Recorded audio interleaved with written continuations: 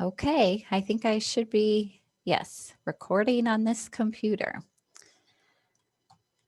Okay, so good morning again, everyone. I've got 10:01. Thank you to public. They can hear. Yes, please go ahead and keep chiming in if you can hear in the text chat. Okay, great. Betsy can as well. Okay. So I thought what we would do, since we're all virtual, I thought we would have Jennifer Schote on our team, who's the chat monitor today. Jennifer, if you'd like to unmute yourself and read the names of the participants, at least as they appear right now, and I'll chime in with the library like our Sure. tradition is. And good morning. Well, I'm Jennifer Schote, RSA. Next, Erica Laughlin, RSA. Mhm. Kendall Orson, RSA. Okay, this is where I'll really need you here. Abby Miles, Brimfield Public Library, Ann Turnbull, Kewanee Public Library. Anna Hudson. Oh, hey, Anna, thanks for Hi, Anna, tuning in. RSA. Sherry Schuler Faust, and I'm sure I did not get that right. Sorry, Sherry. Cataloging Maintenance Center, Illinois Heartland Library System. And Cindy O'Neill, Eureka Public Library. Courtney Young, Village of Avon Public Library. Elizabeth Reed, Lakin Public Library. Aaron Rose, Cataloging Maintenance Center, Illinois Heartland Library System. Heidi Margold, The same. and Ian Anderson, The same.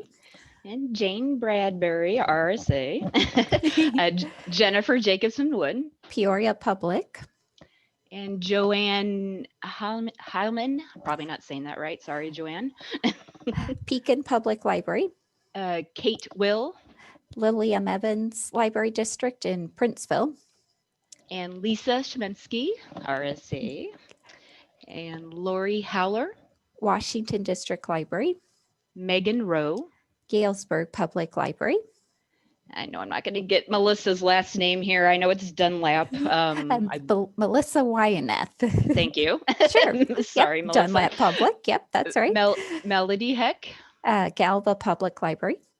Pamela Thomas, Cataloging Maintenance Center, Illinois Heartland Library System. there's something on that it says public. Oh, I'm not sure exactly. Thanks, Barbara. Yeah, that's Barbara Love from Oh. Kewanee Public Library. Sometimes I know when you log into Zoom, it depending on how you last put your name in.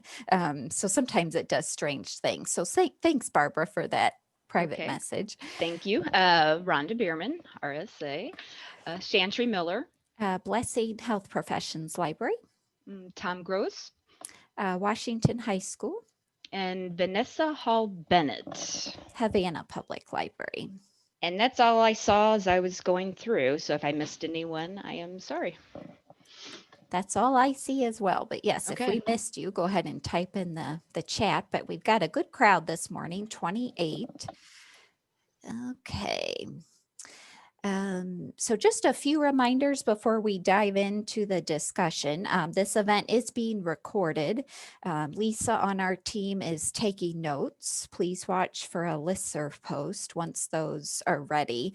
I do want to apologize as well. I apologize to Jennifer on my team yesterday because she had done the notes soon after the September 30th database committee meeting, and they completely slipped through the cracks on my end. So we will get those sent out within the next 2 weeks. So please look for those as well. But we try to get these sent out a few weeks after the meeting. So apologies again for the delay.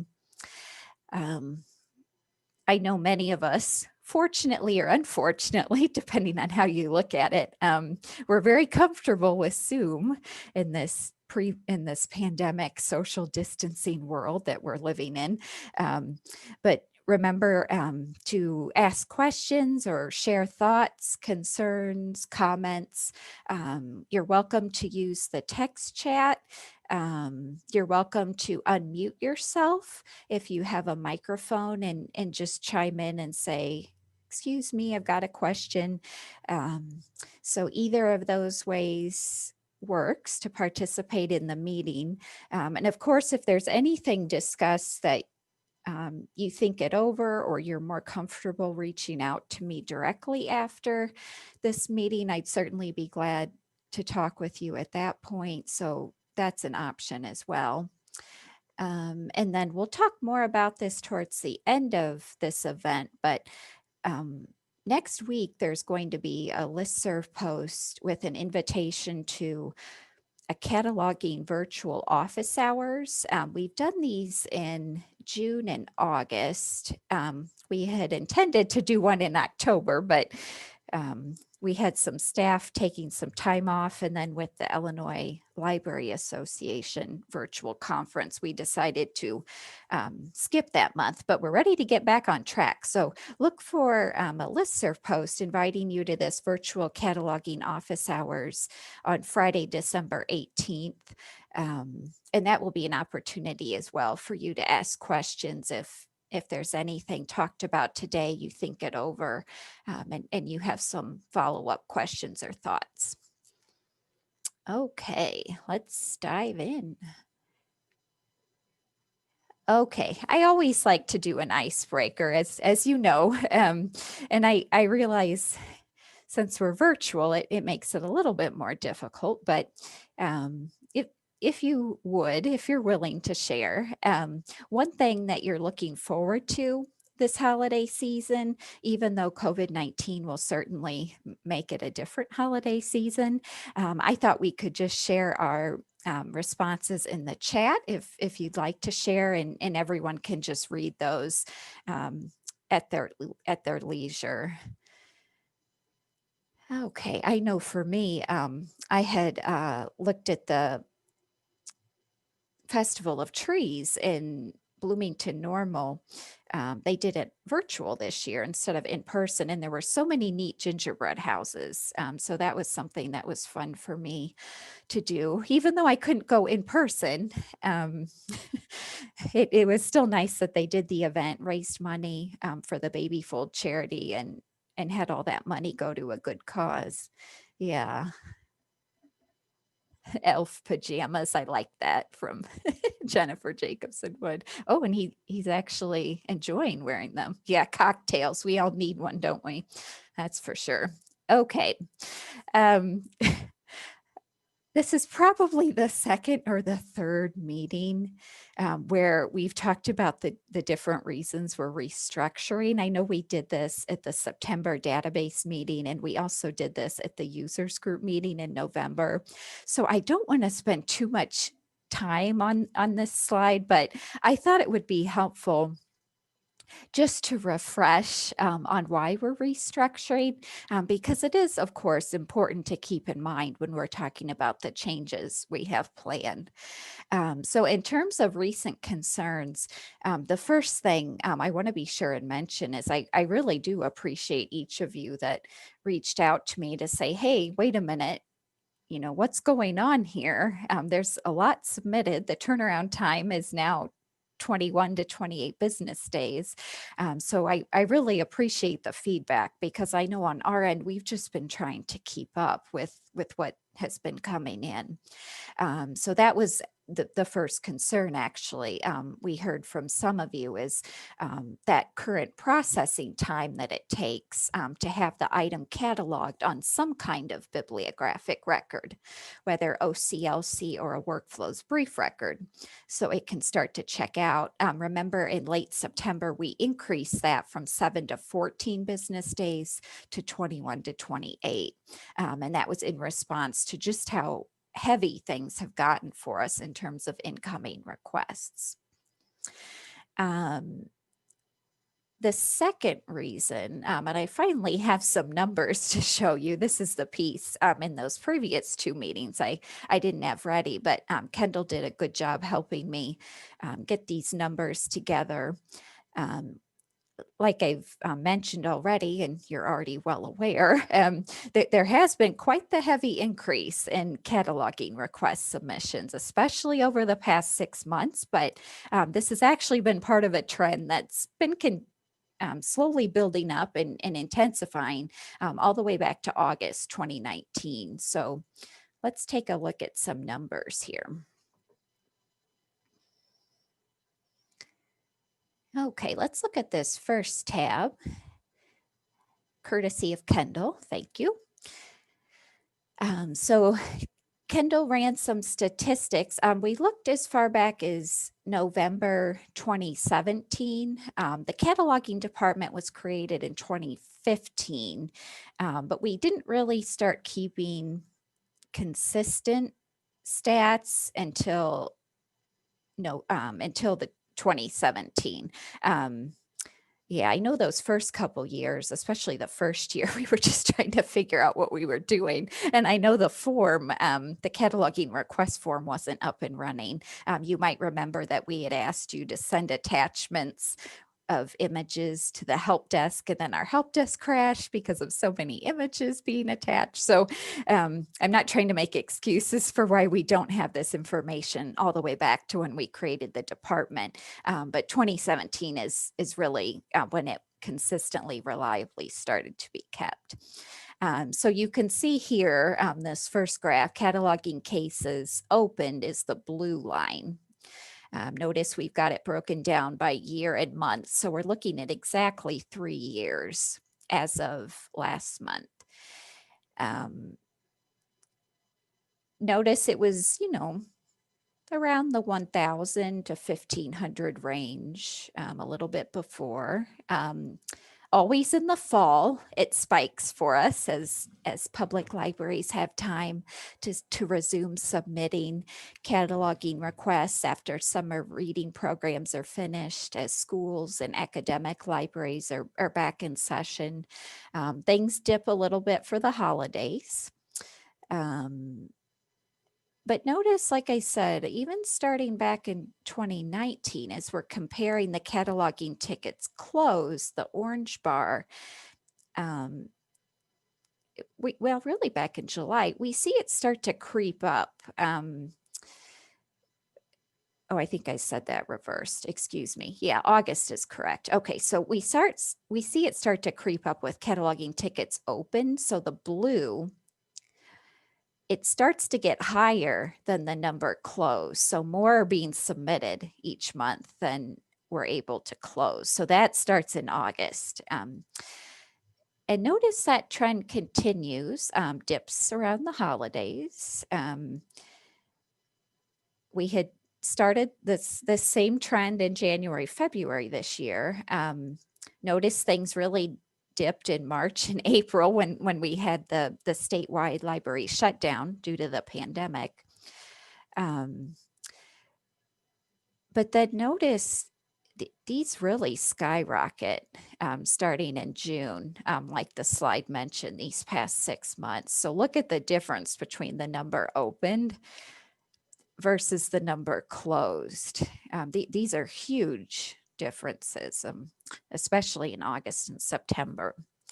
The delta, the gray line, ideally we want a delta. This is the difference between the number of tickets open versus closed. Ideally, we want a delta that's at the 0 mark so that we're breaking even with the number of tickets that are being opened versus closed. Or we want it negative because that means that we've closed more cases than were open that month, meaning that we would have more time to ideally work on the backlog of waiting requests. Of course, the most drastic negative delta was certainly when we had the statewide library closures. But notice we really haven't had negative deltas before that since, 3 years ago.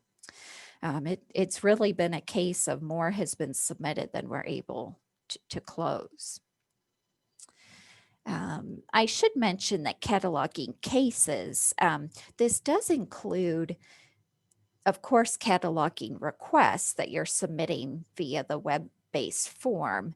It also includes tickets that some of you submit to us to help us keep the database clean, whether it's an item on the wrong record, duplicates, maybe you need a cataloging parameter such as home location or item type setup that's new to your library. But the vast majority, about 95% of these numbers you're seeing are cataloging requests. So those database maintenance parameter and other miscellaneous cataloging related questions submitted to our help desk, that is about 5%. So just keep in mind these numbers heavily reflect the requests, but they do have we'll call it a streak of other cataloging related tickets. Okay, let's look at this second one. Yeah, so here's another representation here of cataloging cases. So requests, database maintenance parameters, etc. Open, so the blue line, versus closed, the orange one. So notice the lines were staying, somewhat close to each other, but notice cataloging tickets opened, especially these past 6 months, starting in June, it starts to increase over the number closed. The number of cataloging tickets outstanding, that's the number of requests that are waiting to be processed, whether that's within the 21 to 28 business day processing time, just to allow it to check out on some kind of record, or it's been put into the backlog, which remember, like we talked about in September and last month, the backlog is those requests where the record needs to be revisited for full bibliographic description to help you and your users understand what it's about, help you find it, whether it's in workflows or RSA Cat. So those might be encoding level 8 records, encoding level M records, encoding level 3 records. They could be brief records. But notice this is only increasing here. Yes, and that's a good point too, Jane. There's been an increase, although it's not specifically broken down in these numbers, but Jane, especially because it's part of her responsibilities, she's seen a heavy increase in cataloging requests for things like kits, puzzles, games, toys. And we're happy to catalog those for you, and we know that you're buying those so that you can provide materials to your patrons as everyone is stuck at home, especially if kids aren't able to go to school or if they're doing it remotely. So we certainly understand why you're purchasing those types of items, and like I said, we're glad to help. But Jane makes a good point that the increase in those has slowed her workload down because those need to be processed and they take more time than just doing a simple book or video recording or audio book. Yeah, good point, Jane. Okay, let me just look and see here. Yeah, I think that's all for that tab. Before we look at the other tab about more specifics about the types of cataloging requests open, do you have any questions just about the landscape in which we're working here in terms of caseload? I don't see anything in the chat, Erica. Okay, well, chime in if if I missed something, because that's a very real possibility. Lots of screens open. Okay, this second tab, some of these topics on here we'll talk about in more depth as this event progresses. But in terms of cataloging requests that are still open, so they have not been either, again, they're within the 21 to 28 business day turnaround time, waiting for the item to be cataloged on some kind of record so it can check out, or they've been put into that backlog to be revisited later for good quality OCLC cataloging. We don't have any of those open from 2017 or 2016. 2015, I know we were not using the cataloging request form and the help desk. I know that didn't start right away that year. So that year is also a 0. But notice here in 2018, we start to see some requests that have been submitted that are still open. So we've got about 330 of those. From last year, we have just over 2,100 of those that have been submitted, and these are definitely in the backlog because they're attached on some kind of record but need to be revisited.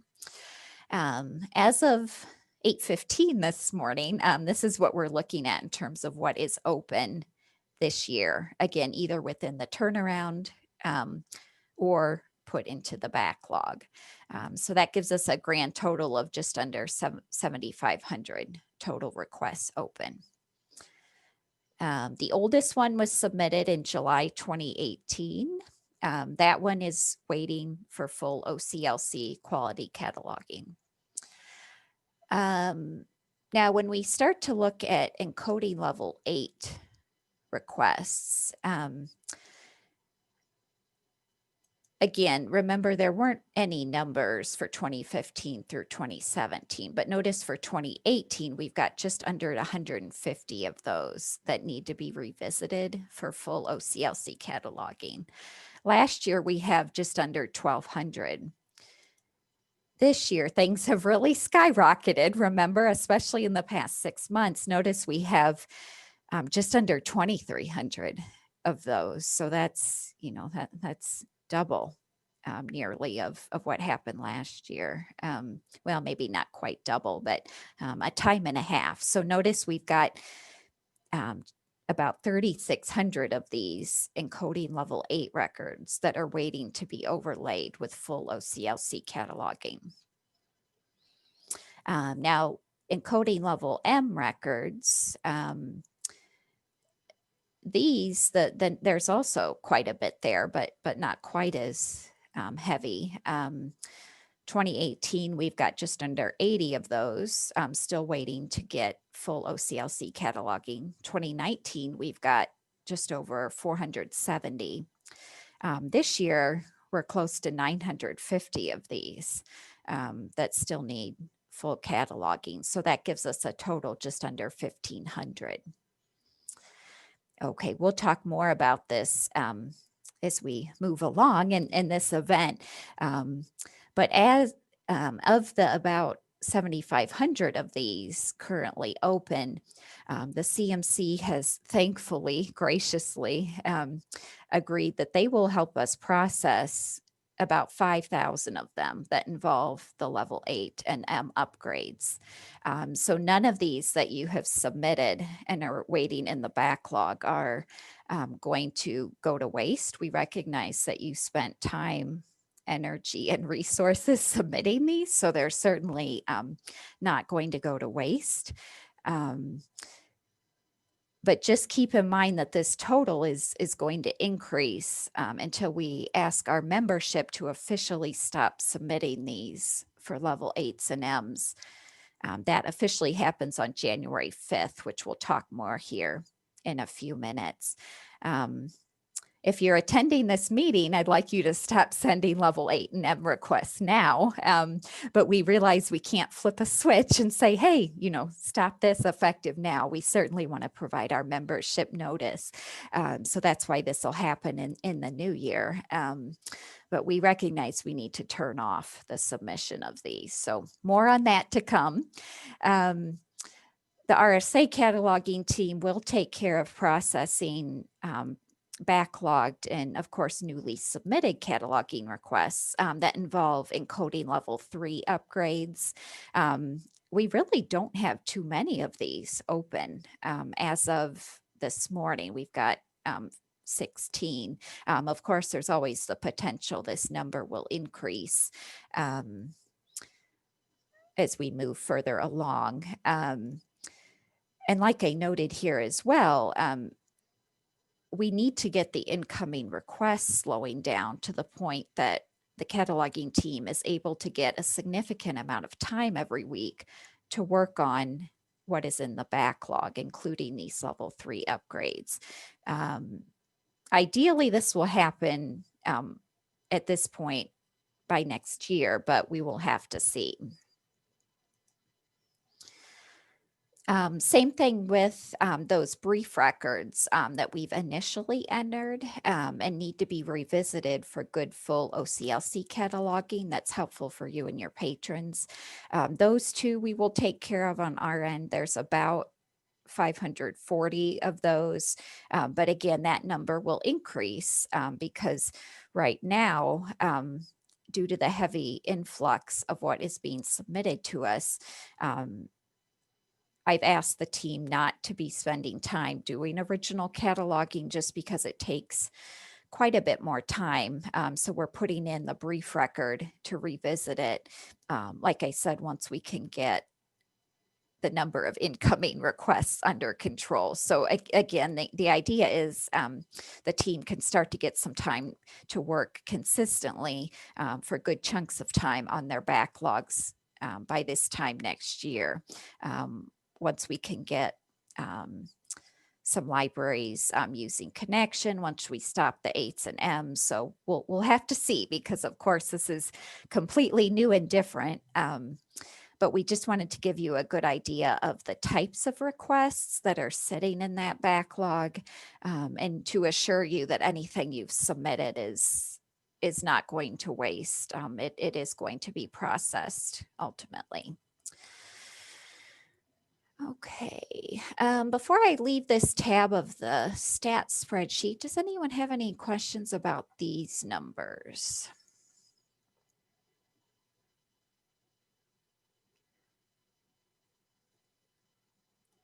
Okay, I'll go ahead and shut it. But again, if you think of anything, go ahead and type it in the chat. And then the third reason why we're restructuring. Erica, sorry, there is a question from Lori. Just wanting to know, so we should stop sending level 8 and M now? Yeah, hang on to that question, Lori. That's actually, I think it's the next slide. So yes, you're on the right track. Yeah. So hang on to that. But yes, that is the idea.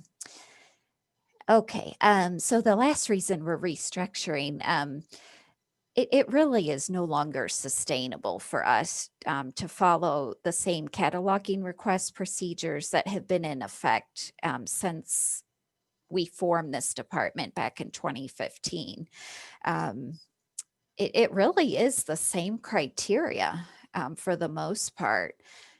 So when you're looking at the form, let me see if I can open it.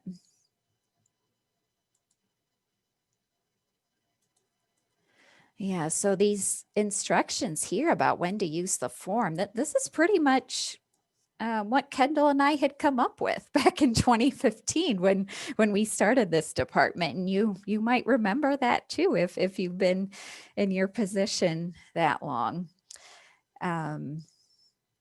Yeah, okay, Kate says, are these individual requests or duplicates combined? Yeah, unfortunately, these are statistics for individual cataloging requests, but yes, some of them have been submitted for the same titles, particularly for level 8 upgrades.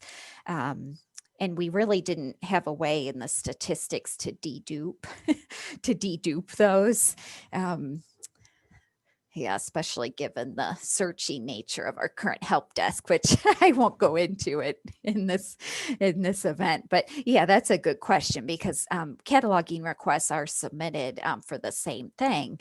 I don't want to take us too far down a tangent But remember, during the strategic planning, it was suggested several times, and I feel like it's a very valid suggestion. I'm hopeful maybe we can implement it in some shape or form, but it's unfortunately not part of this plan for the next year, just because I feel like there's more pressing changes we need to make to better serve you. But remember, there was a suggestion that, it'd be really helpful if members could search the help desk for the title and see if someone else at another library had already submitted a request for that title. That way you don't waste time, energy, effort submitting something. Only on our end, we find that somebody else has already submitted it. I think that's still a very, like I said, reasonable suggestion. I'm hopeful maybe in the new help desk that we're migrating to starting in January. So there'll be there'll be changes coming in January, that's for sure, not just with cataloging requests. Luckily, though, that help desk switch will not affect you, our members. But I'm hoping, though, since we're going to have you stop submitting the 8s and the M's. And remember, we only have, what was it, like 20 encoding level 3 records. I'm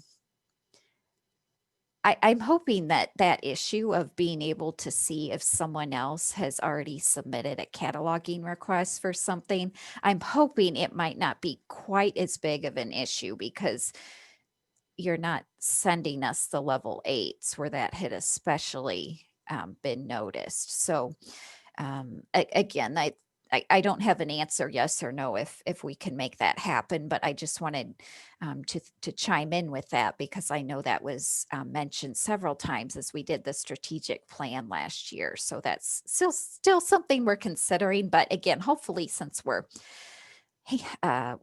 tightening what you're submitting, it won't be as big of an issue as it has been. Yeah, okay, good questions. Keep chiming in.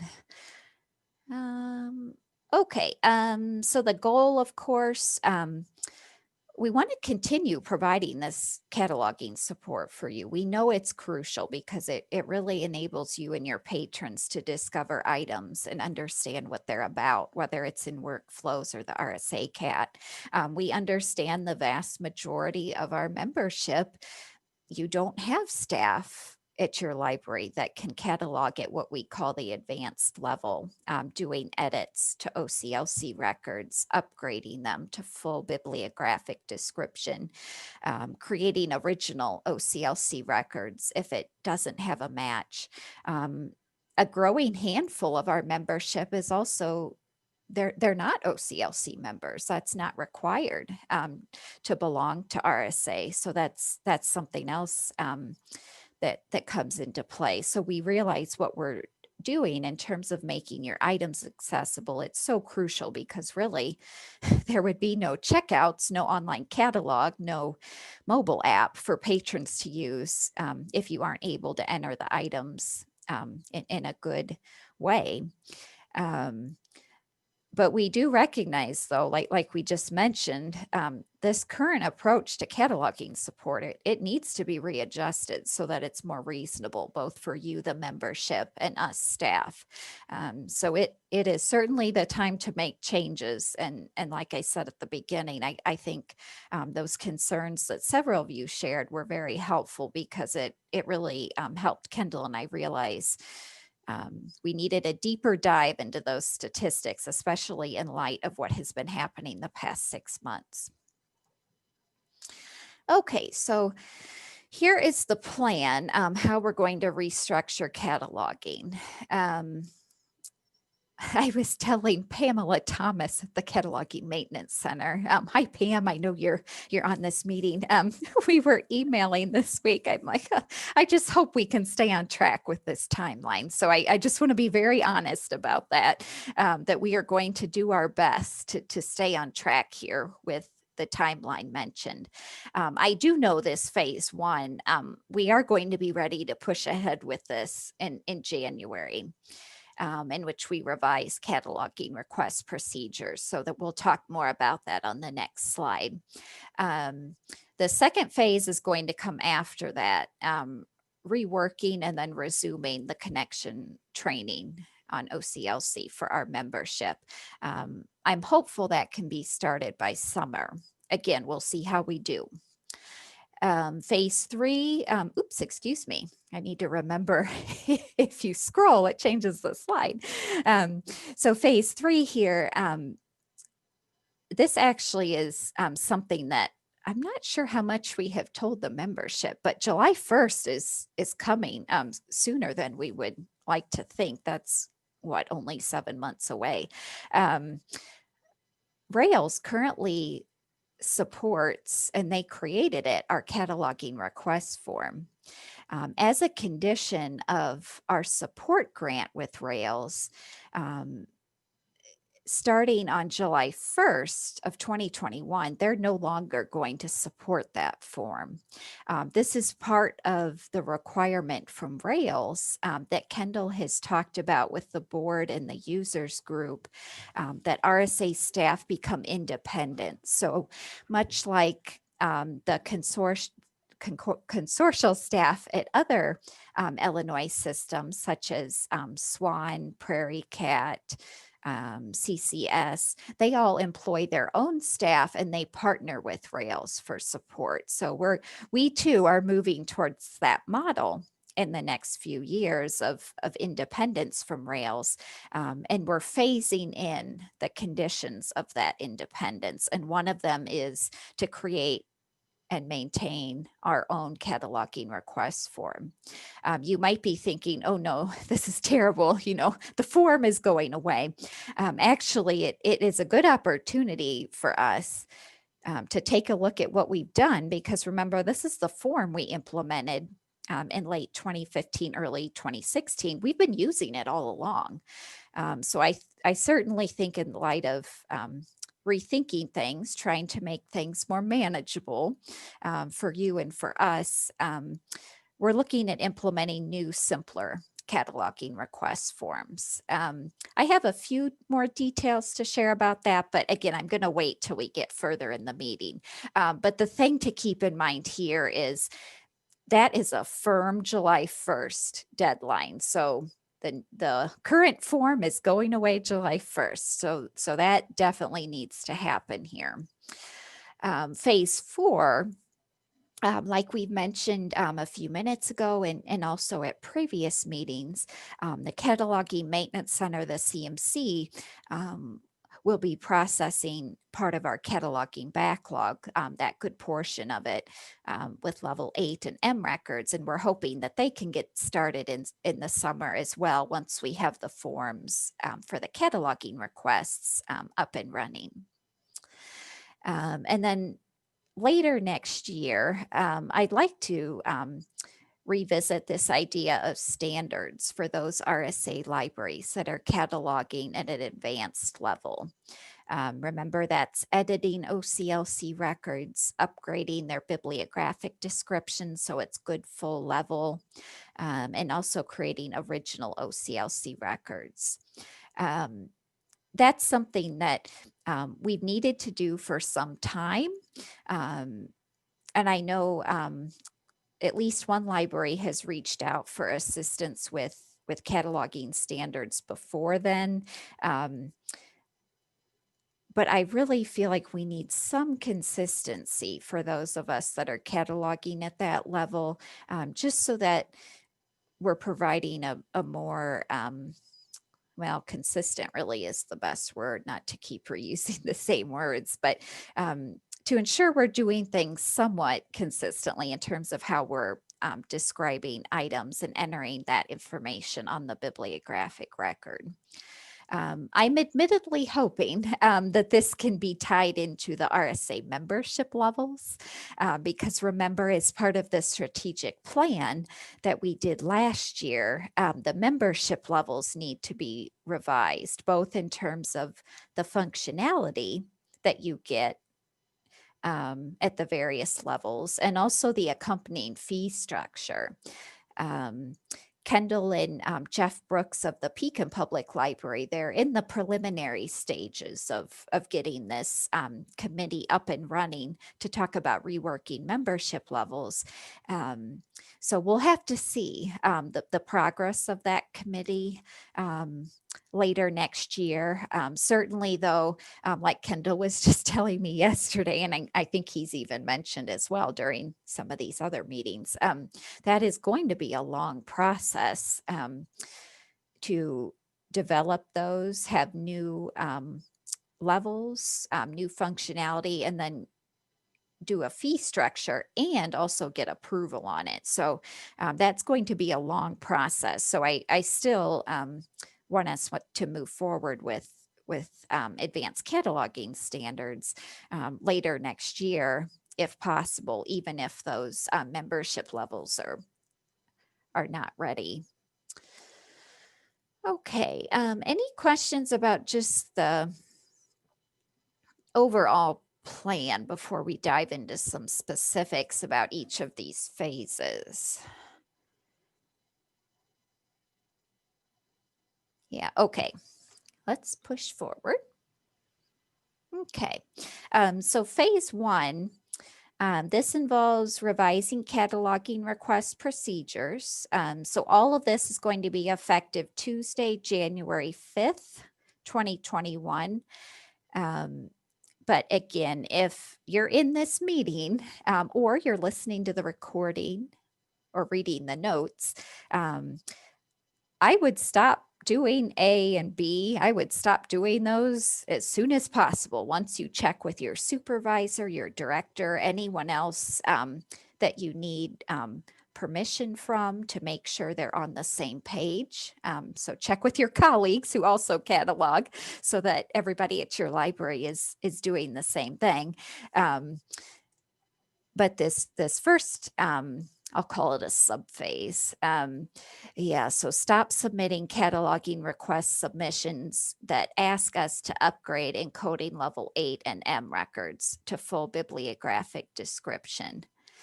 So remember, this is on the form right here, the options for M and 8. These two options are going to go away on the morning of January 5th. But like I said, in the meantime, check with your supervisor, talk with your colleagues, but I would really recommend stopping submitting these. They will be processed, remember, because the CMC thankfully is going to let us, we'll say, partner with us, their cataloging expertise to help us get out of this pickle that we're in. But we recognize we need to stop the submission of these so that we don't get this issue building up again with the backlog in the future. Let me look and see here. Let me just show you. I don't have workflows open, but I just want to give you a quick refresher here of where those values are on the bibliographic record. The thing about these 8s and M's, and I think at least a couple of you in this meeting, we can run Blue Cloud Analytics reports, either system-wide or by a specific library of the encoding level 8 records. So what the plan is you'll stop submitting these, but as RSA can get time in our workload, we're going to be revisiting encoding level 8 and M records, especially those with what I call the worst description. So let me show you an example of a level 8 that would need our attention when we have the time to get to it. Let me look and see here. Yeah, so notice up here, upper left corner, ENC LVL 8. Notice here in the 300, it's missing its page numbers and the size of the book. But other than that, it's a good record. It has a summary, several subject terms, title and author, edition, publication information is filled out. So there's certainly no reason why you can't go ahead and use this like you've been doing, we can find it on our end, though. We've decided we will run reports and save you the time, energy, and even possibly frustration of submitting it to us, only to have it thrown into a backlog and hopefully processed, within a timely manner. So this description here should be helpful enough for a patron or for you to search for this book, understand what it's about, and decide, yes, I want to check it out. Yes, that meets my needs. I want to put a hold on it, or no, thanks. I'll keep looking for something else. So that's what we're trying to go for here with what we have you submit. We're just trying to have you submit those records to us where the description is not good. It's not going to be helpful if you and your patrons are trying to search for it. This one, though, is one, like I started to mention, that RSA would want to revisit when we can get the time and our workload, because it would be helpful to have the page numbers there and the size, but again, it's not life or death for the patron that's missing. Now, of course, if a patron happens to ask, well, why aren't there page numbers here? It seems unlikely, but I know that there's sometimes very attentive patrons. We've heard from at least one of our libraries. They have really attentive patrons in terms of, what they're seeing in the catalog. So of course, if there's a patron concern, we will certainly look at it. But otherwise, like I said, we'll save you the time and frustration of submitting those to us just to have them thrown into a backlog. Let me show you an M as well. Yeah, let's see.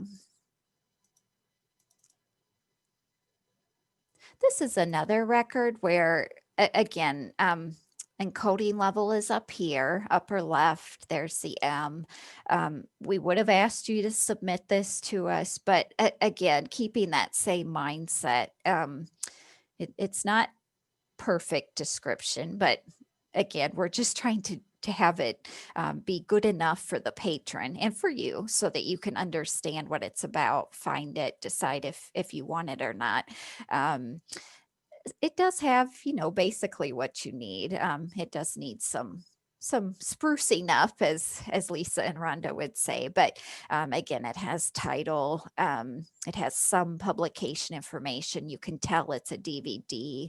It's got some subject headings. So again, rather than having you submit this, let's have you just go ahead and use this like you've been doing, but no need to submit it, because this is another type of record we can run a report for on our end as we can get time to improve these. But I admit with those system-wide level 8 and level M reports, we're really going to be targeting those records that have just minimal, very little bibliographic description, even less than this. So we'll need to become more accepting of 8s and M's if they have adequate description for searching and content comprehension. Yeah, okay. Let me, I think that was all about that one. Does anyone have any questions about that?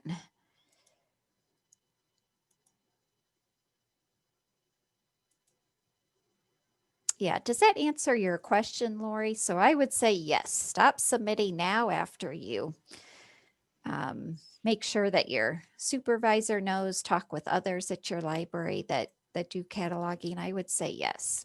Okay, great. You're welcome. Well, let me look and see here. I feel like I had. Yeah. Okay. Let me try to launch a poll here. I was just going to try and take our temperature about how we feel about this. So hopefully these make sense. So I'll go ahead and launch it. Okay, hopefully you see this on your screen. So it says, how do you feel about phase 1A that we just talked about? So stop submitting requests for 8s and M records.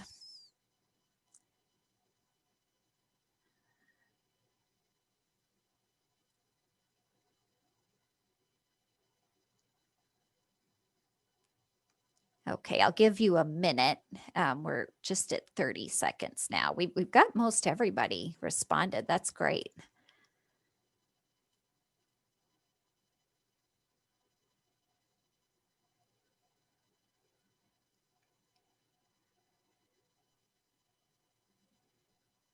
Okay, I think that's all we'll get. So I'll go ahead and end it. Okay, that's great. So we've got strong agreement, and then some neutrals. Okay, that's great. Especially if you're in that neutral category, and if there's a question or concern, if, like I said, feel free to reach out to me if there's something in particular that makes you neutral. But that's good that the majority of you, yeah, this is the right direction. Okay, great. Okay, let's cover one more. Then we'll take a break since we'll be at midpoint. Okay, so this second one, eliminate the fax submission method for cataloging requests. So let me,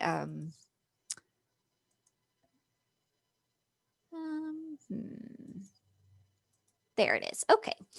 So on the cataloging request form, down here, which method will you use to submit your item for cataloging? Notice there's the fax option with the number. This is something we've been considering eliminating for some time. This too would start on Tuesday, January 5th, 2021, with that option removed from the form. I ran some quick numbers. In 2018, I searched our help desk of what had been submitted, and I could not find any that were submitted in fax. That seems a little bit suspicious, but I thought I'd just share that number. Last year we had 14. Last year was certainly a normal year compared to this year. This year there's been just under 100, but we know that's because of the pandemic and libraries not wanting to send the physical item. And that's understandable. And I thought, well, maybe we'll hold off eliminating this submission method until things get back to normal somewhat, and there's no quarantine when items are sent in delivery before RSA staff handles them to catalog them. But on the other hand, again, we're trying to think about this from the patron perspective. Remember, just like with those 8s and M records that have good enough adequate description, the reason we need to turn these off is because we're getting, of those 100 or so that were submitted this year, a lot of them look like this. They're very dark. This is a video. It's grainy. This is what we see of the disc. We really need the disc to catalog an audio book or a movie. That's the preferred source of information. Yeah, exactly. Courtney at Avon says, ew, look at the back of the case. I mean, we need this too, as well as the disc. Thankfully, with this one, we could tell, even though it was really fuzzy, and you can't make out any of these specifications about the movie, such as, widescreen, full screen, the aspect ratio, the runtime, all of those nitty gritty details our team really needs to create a good quality record. This one, though, thankfully, we could see it said for promotional use only, not for individual sale. So we did not catalog it because this falls under RSA's policy of advanced reader copies, where it's sent for promotional or like pre-publication use, but it's not intended to be, checking out for sale like an official item. So thankfully this one, it ended up okay, but it is really causing a problem. Here's the other disc, because this delays the amount of time even further past the 21 to 28 business day turnaround time. because we can't see the information we need. So that means we can't process it so your patron can start to check it out.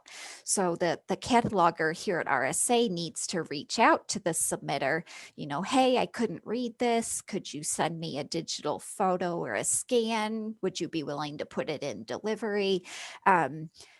Hopefully, this is something else we'll talk about here. A little bit further on in this meeting. Hopefully the submitter follows up with our cataloger to give them the information they need. That doesn't always happen though. We realize all of you are busy and get lots of emails and have lots to do. So we're certainly not pointing the finger at any of you, but we just want to have submission methods where when you send it to us from the start, we have what we need to do good quality cataloging, and we don't have to go back and forth with you for more information unless absolutely necessary, because again, we know that turnaround time is longer, and we're just trying to make it so that we can get your item out for the patron within that turnaround and avoid some back and forth unless we absolutely need to. Yeah, let me look and see here. Any questions about that? I think that was what I wanted to tell you, but I'm just checking here. Yeah, we have about half a dozen libraries that have been submitting faxes. 2 of them heavily. These other few, it looks like they just submit them here and there. So we'll certainly explain to those libraries that have been heavy fax users what's going on. Yeah, but the majority of you have been using other submission methods, which is great. Okay, I don't see any questions, so let me launch another poll just to, again, take your temperature.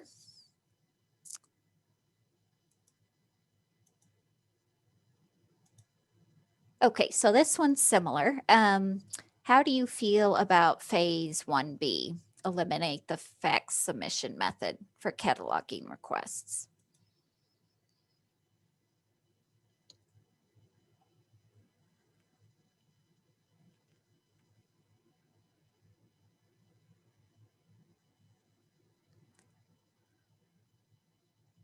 Okay, good. We've got nearly all of you responding. I'll give you 15 more seconds.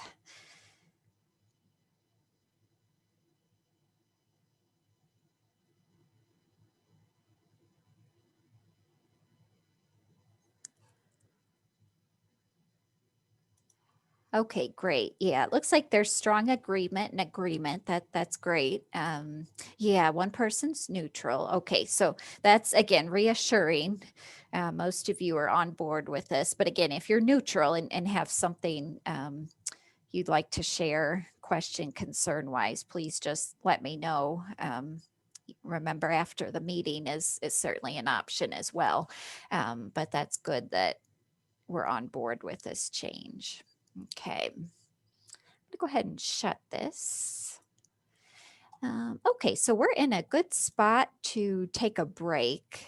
One thing I'll mention though before we take the break, you might be thinking, okay, there's 5 phases. We have an hour left. How are we going to get through all of this?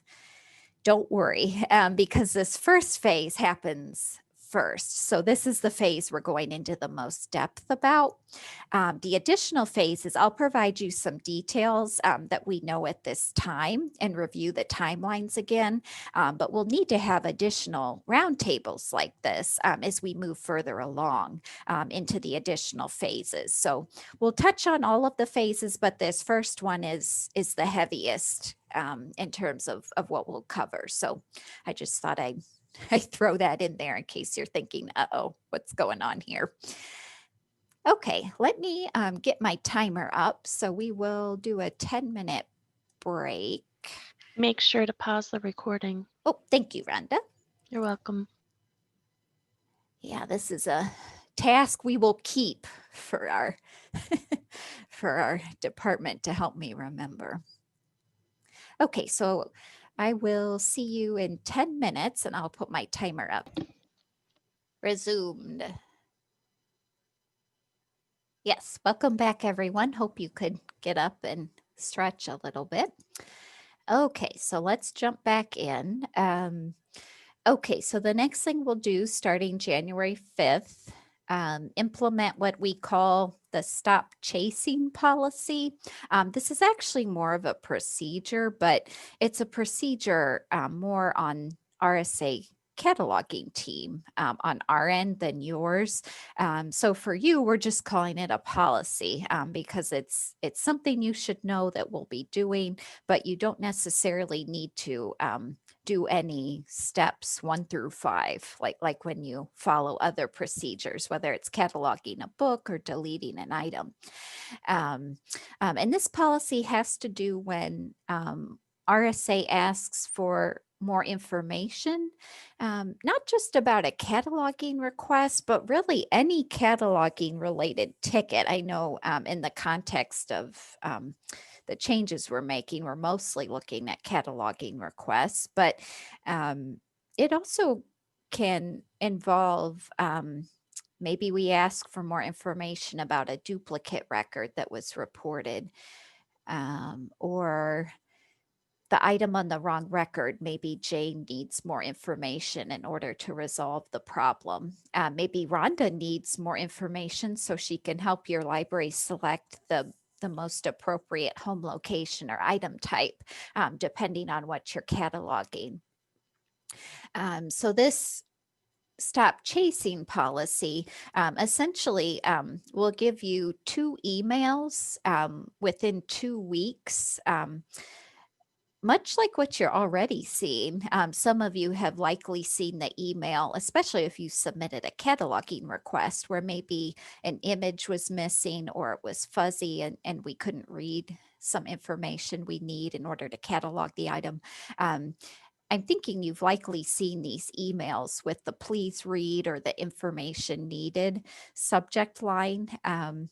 You'll get 2 of these emails with that subject line when we implement this policy. We'll send those a week apart. The second email that says please read or information needed, it will say final notice. If there's no response to that email within a week, we're going to go ahead and close the cataloging ticket, whether it's a request, a parameter, or a database maintenance issue. We'll go ahead and close it and just send you a quick email that we're closing it since we hadn't heard back from you. Our team unfortunately spends quite a bit of time trying to follow up. And again, we're not pointing fingers at you. We're just trying to figure out on our end what we can do so that we can move forward in our queue of cataloging requests and not keep them open for a long time in hopes that you'll eventually follow up. So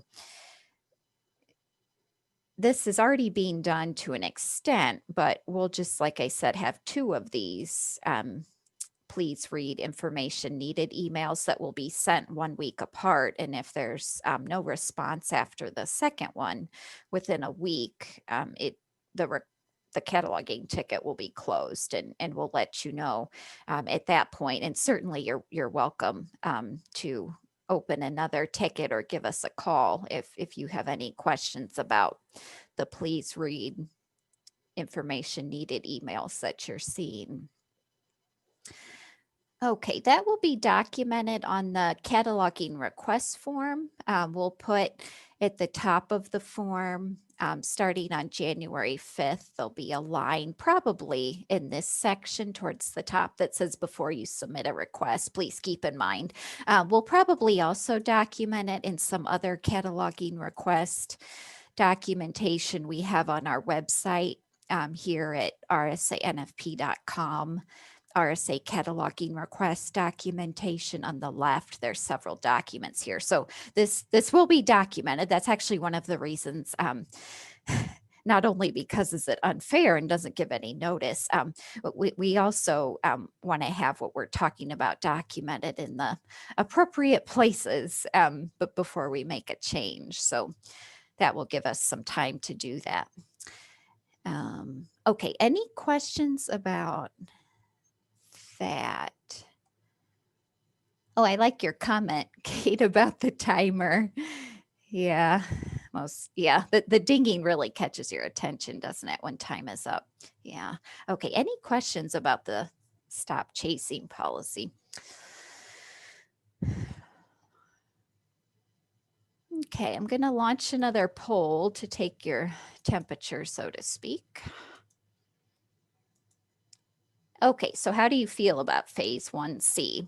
That stop chasing policy when we ask for more information to process. It should really be a cataloging ticket.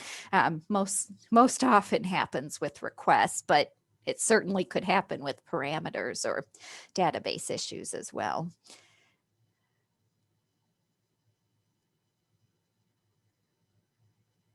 Yeah, Kendall's cold. That makes two of us, unfortunately. Got my space heater practically sitting on my lap. Okay, it looks like we've still got a few responses trickling in. I'll give you 5 more seconds. Okay. Okay, it looks like there's agreement on this one. Okay, that's great. Yeah, so just keep watching for those emails. There'll be 2 of them rather than just one starting in the new year. Okay, great. I'll share those. There you go. And then let's see. Okay, this next one is, I couldn't think of better names for these. So again, it's more of a procedure for the RSA cataloging team. It's more of an expectation on your end, but I'm just calling it a policy because it's something you need to know, but again, not do steps 1, 2, 3, 4, 5 on your end. I'm calling it the cataloging request oops policy. This happens when either physical items, the book, the movie, the audiobook, or the paper photocopies of the item, it arrives in the Rails delivery at the East Peoria office. And when the cataloging team is sorting the incoming items, they search the help desk where the cataloging requests come in, and they can't find a cataloging request submitted for it. This fortunately does not happen often, but when it does, there's several steps we do internally when this happens. And again, we're trying to streamline this so that when you send us the item, we have all of the information we need from the start, so that we can get it processed within that standard 21 to 28 business day turnaround time. And then your patron can start checking out the item.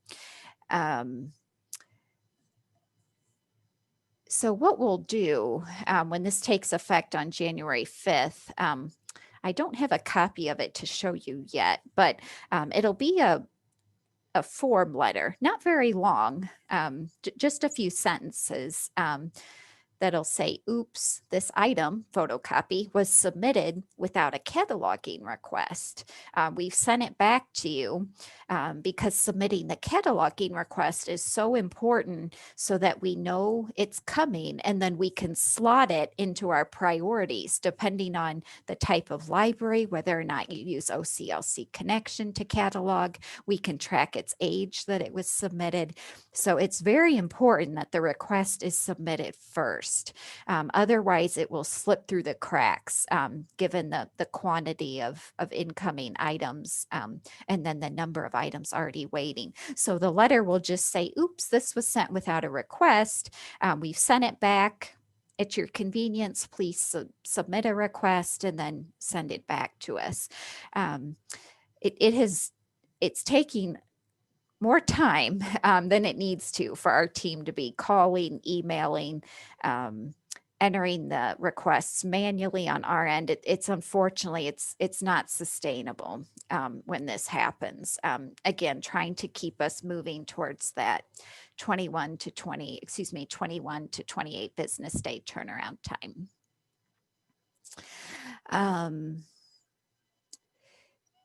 So this policy, I don't think I'm going to put it on the cataloging request form because you're not going to see it, because remember, you're not submitting a cataloging request for these. So we'll document it in this cataloging request information that's posted here on the website. We'll put it in the appropriate spots before January 5th.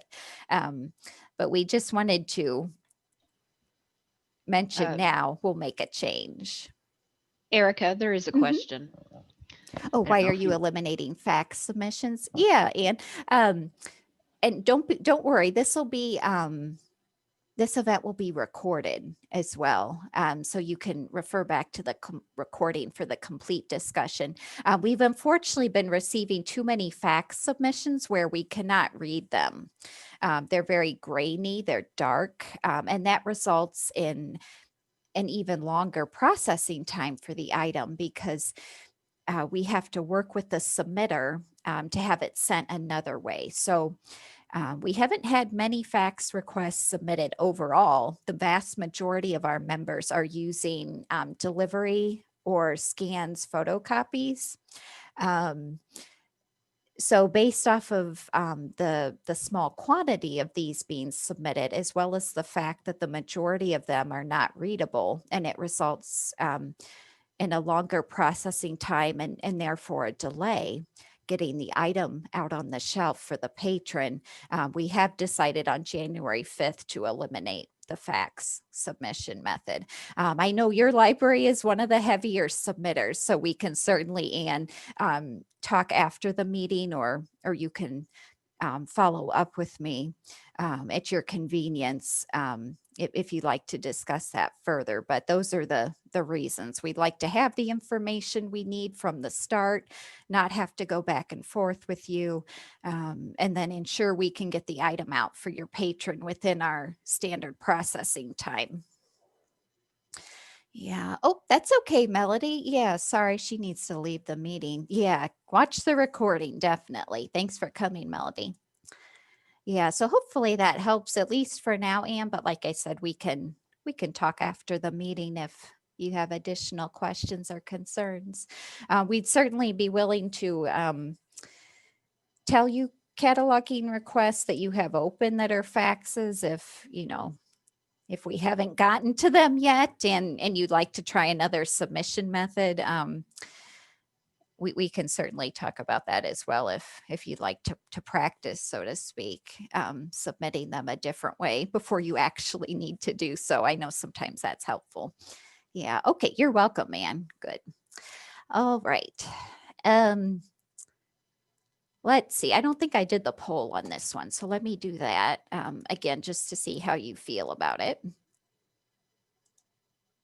How do you feel about phase 1D? Okay. Going to launch this.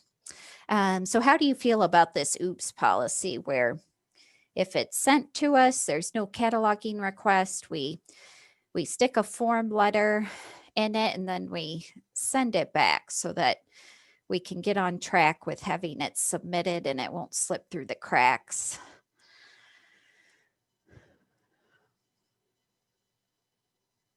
Okay, we've got about half of you, so I'll give you another 15 seconds.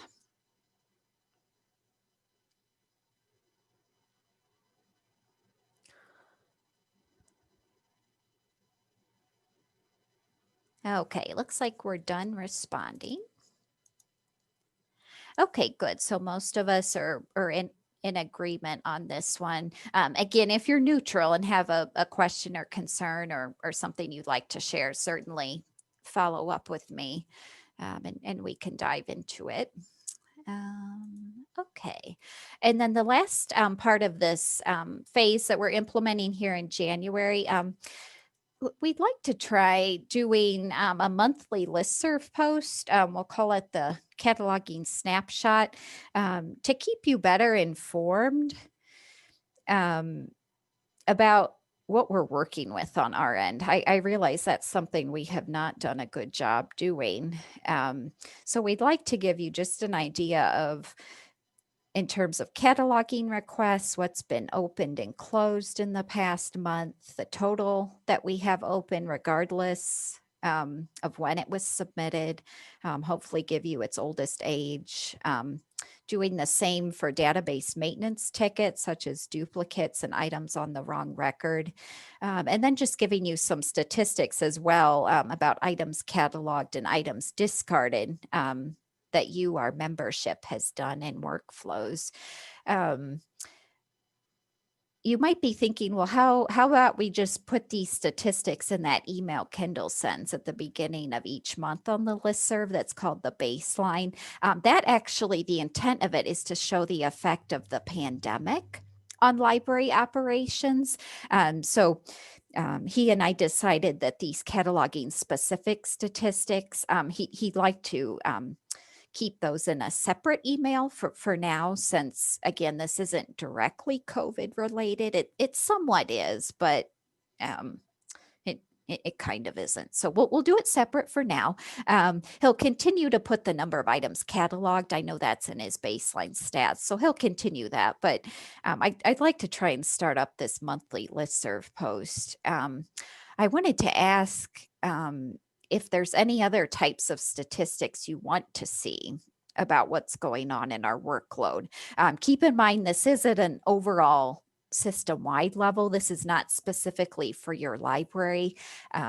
If there's interest in library-specific stats with what you submitted, that's something we can certainly on a case-by-case basis look at providing, depending on what you need. But I just wanted to ask if there were any ideas besides cataloging requests, open, closed, the age, if that, and database maintenance, if there's really anything else you would like to know about our workload.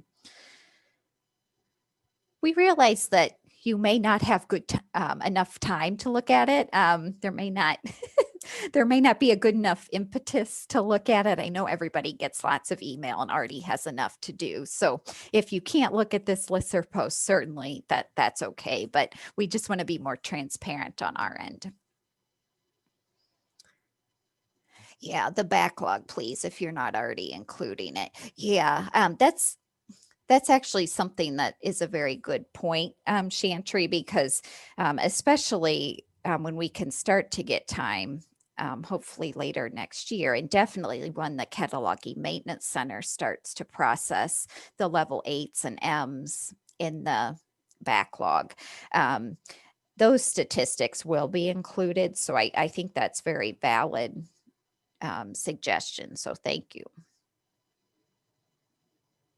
Yeah, and hopefully this new help desk we're moving to on our end, it will hopefully give us more granularity in tracking requests. So that's something else that this snapshot email will be a good test of that system to see what kind of statistics we can generate based off of how we're organizing the cases on our end. Okay, well, let me do a quick poll here, then we'll move forward. There was another was there? comment. Oh, by format. Yeah. Okay. Thank you, Courtney. Yeah, that actually, that ties in well too, because I don't want to jump too far ahead, but that was one of the details I was going to share about what we're thinking for, remember, simpler, multiple, easier to use cataloging request forms is something that is, that's phase 3 coming up here in July. So, yeah, that actually ties in well, because we were thinking separate forms for separate formats, and then the new help desk will be able to better organize those. So that's a good suggestion as well, and kind of ties in with some of the preliminary thoughts we were having. So thank you, Courtney. Yeah. Oh, and that's okay, Faye. Faye didn't see the last poll, but she agrees with the stop chasing policy. Yeah, okay. Here comes phase 1E. So how do you feel about the cataloging snapshot listserv post?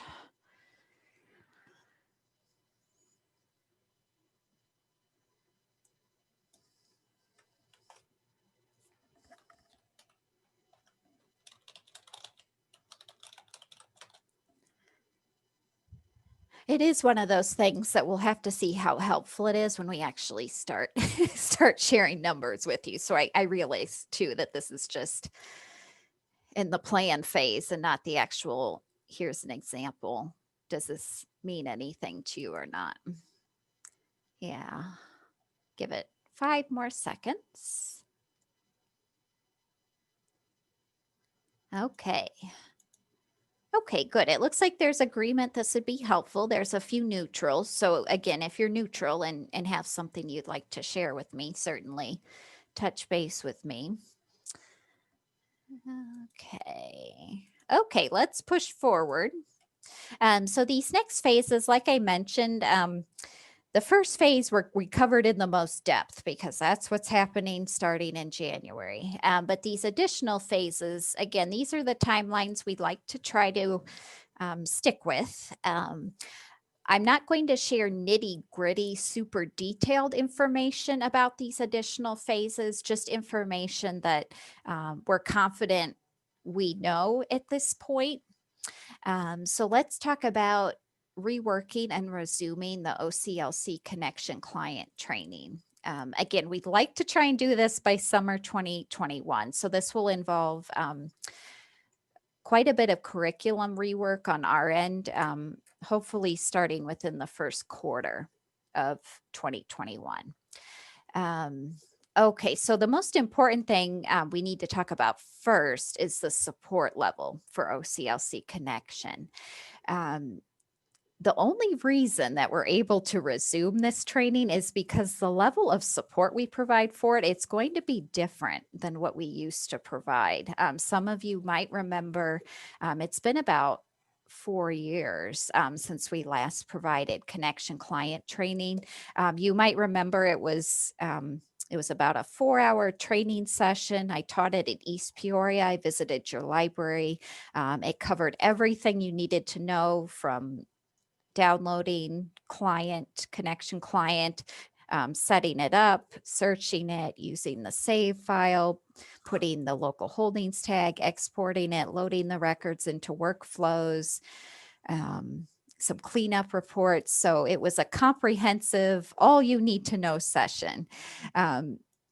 What is being reworked is we're only going to be covering topics and providing support that directly relate to how you need the bibliographic records from OCLC formatted so that they can successfully load into workflows to be searchable there for you. And then also in the RSA Cat for your patrons. Clearly, OCLC is the expert on their products, not RSA. This also ties in well with the overall goal of RSA, also fitting into the strategic plan of RSA focusing on support for those products that we directly provide to our membership. So OCLC is a third-party product. There's no RSA specific instance of it, like Cersei Dynex, the workflows vendor, has made for us, and you have paid for an RSA specific instance of their products of workflows. Connection Client is the same product all OCLC members use. So you might be thinking, well, what does this actually mean in terms of what you will tell us about the connection client? So this means that we'll show you how to set up the client with our required settings, how to create and apply a 949 tag with your workflows specific call number item information, and then how to load the record into workflows, as well as discuss some mandatory cleanup reports for libraries that catalog at this level. But we're not going to be providing any longer the comprehensive, all you need to know training that we provided 4 or 5 years ago before we had the centralized cataloging team. And we really had to train members how to use connection rather than encouraging submission to us. So I realize this is a change, and it's likely disappointing for at least some of you. But again, we want to compromise. We recognize this training needs to resume, but we realize as well, given our caseload, given other priorities we need to work on, even the system-wide 8 and M cleanup, we recognize on our end, we're just not able to provide this comprehensive, all you need to know training that we used to provide. So in terms of prerequisites, I don't know how many modules, but among the prerequisites will be participating, completing OCLC's recorded training modules on the connection client that discuss how to search for bibliographic records, that discuss how to use the batch search capability, how to use the local save file. So there will be an element of homework on your end, much like the basic workflows cataloging workshop offered online, much like how it has homework. So again, we can reach this sweet spot where we're able to resume this for you, while recognizing we're unfortunately not in the position any longer, given our caseload and other priorities, that we're able to fully support this at the level we used to. Let me just pause here in case there's questions about what I've mentioned so far. And I'll take a look at my notes. Yeah, okay. Let me talk next about the requirements for this. So we are going to continue. I know there was discussion at the September database committee meeting. We're going to continue with our current version of the cataloging competencies that we created back in 2015. So when you're on rsanfp.com, notice on the left, there's the RSA policy handbook towards the bottom. There's cataloging policies, and then there's core competencies. So we'll continue with these. Kendall and I talked it over, and we just don't think this is a good time to try and rework these, because remember, we're supposed to have membership levels being worked on here in the next year, and then continuing after that. So we'd like to continue with these current requirements.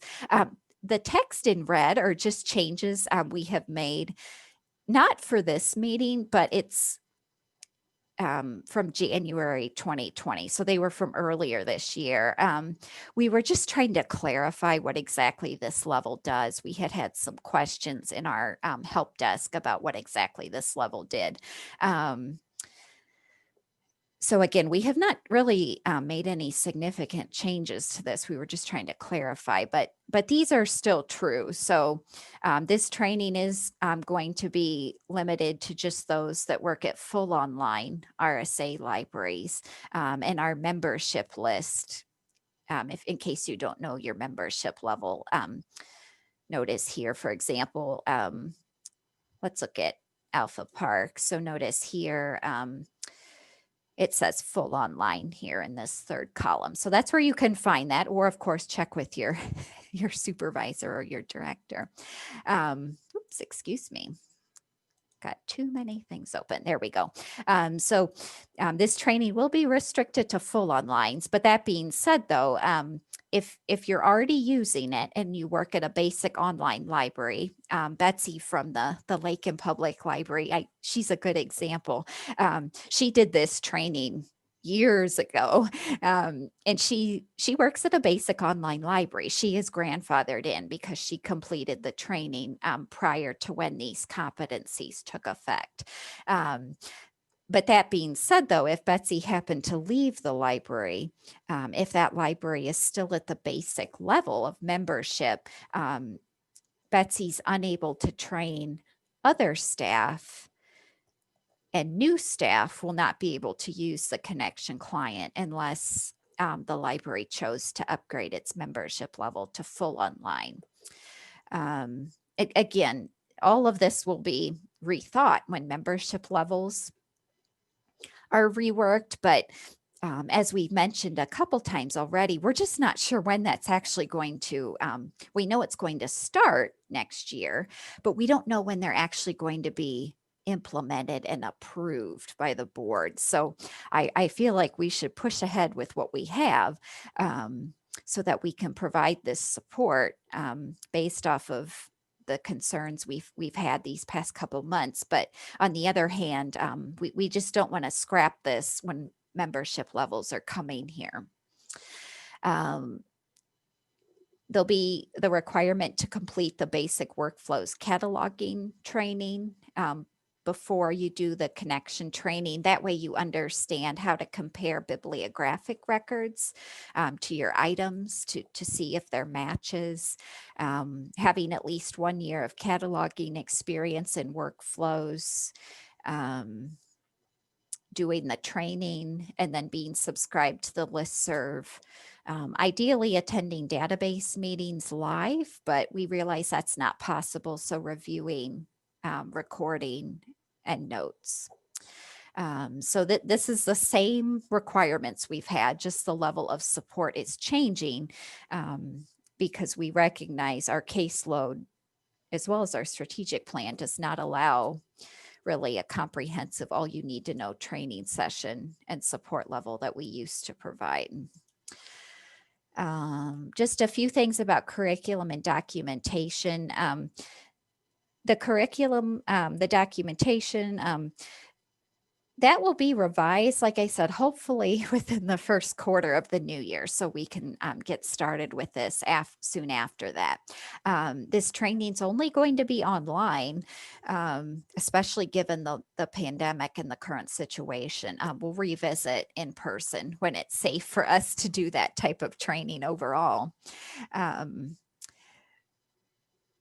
And then in terms of documentation, that is important to note because we'll provide the documentation to you at the time of training. So that way you make sure you have the most current version of the documentation and you're working from the information you need to know rather than a possibly stale version that's posted on the RSA website. So those I think are the relevant details you need to know for now. But like I said, there'll certainly be another meeting about this as we move further into actually implementing it.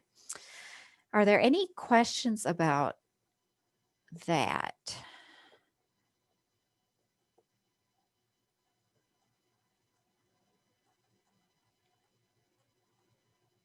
Yeah, okay, let me do the poll just to take your temperature again, and then we'll move forward. Okay, so how do you feel about phase 2 based off of how we've described it? I should have mentioned when we started doing these, all of these are anonymous. I set them up that way. So please honestly answer and know that I'm not going to be looking up to see who answered which selection. Mostly, I just want overall feelings of it.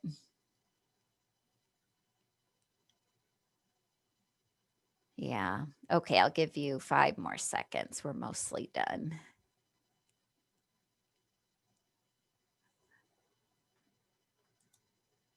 Okay. Yeah, it looks like we're in the agree side. We've got some strong agreement, some more neutral. So again, please reach out to me if there's specific questions or concerns. But again, we're just trying to reach that sweet spot of how we can restart this, not wait for the membership levels, yet also make it manageable for us to support, given what else is happening in our caseload and overall workload. Yeah, okay. I'll share the results. That might have been helpful. Okay. Yeah, these next few levels, I know we're at just about 15 minutes, so we're actually doing pretty well here because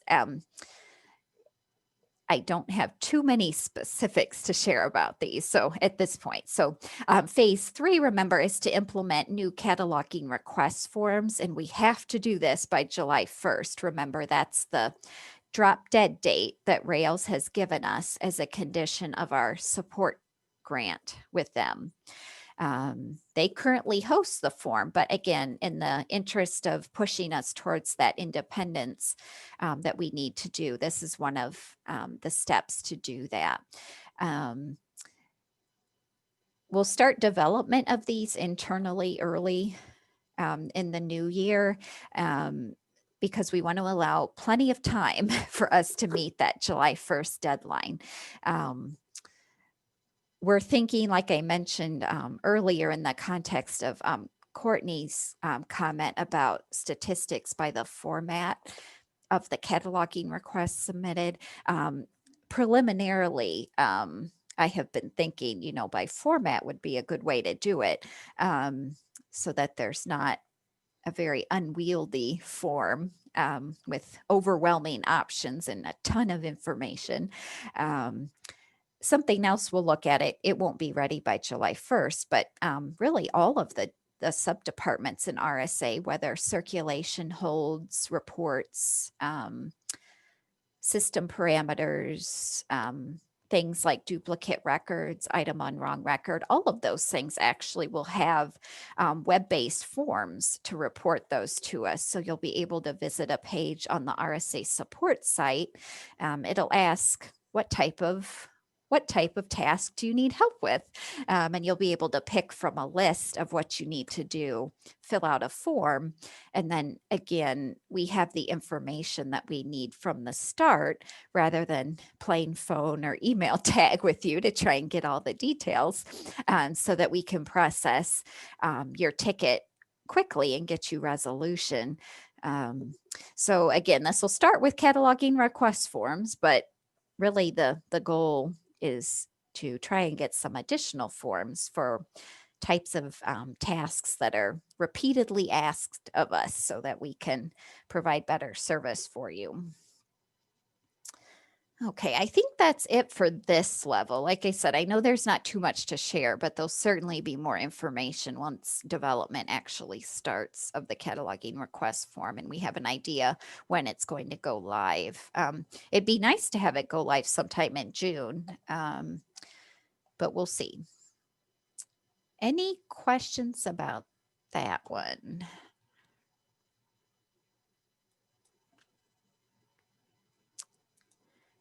Okay, I'll do another poll to see how you feel about that one. Again, I realize there's not too many specifics at this point, but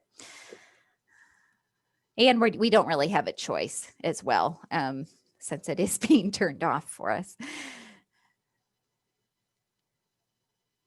Yeah, we do though think this is a good opportunity since we've been using the current form since we created the department and made enhancements, of course, to it. But we think this is a good opportunity for us to revisit it and take a look at how we can make it easier for you to use. And then also on our end, make it easier for us to track and prioritize what's coming in.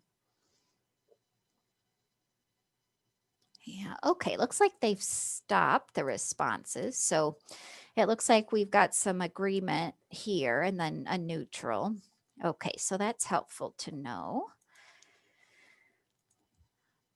Okay, oops, I am scroll happy. Okay, this fourth phase, I know we've mentioned it a couple times already and even during the previous meetings, but remember an important part of this process that we're doing to rework operations is partnering with the Cataloging Maintenance Center, CMC, at the Illinois Heartland Library System to process the cataloging request backlog, particularly those level 8 and M records that we looked at the beginning of this meeting. And you'll hear from the CMC staff as they process requests in the backlog. So we want them to take full credit for their work. You'll hear from them. We certainly don't want to take credit, and we certainly don't want you to feel like what you've submitted has been a waste. Yeah, great. Okay, well, why don't we? Some of you might remember the CMC staff. They visited us, I think it's a couple years ago, to do a special presentation during a database meeting.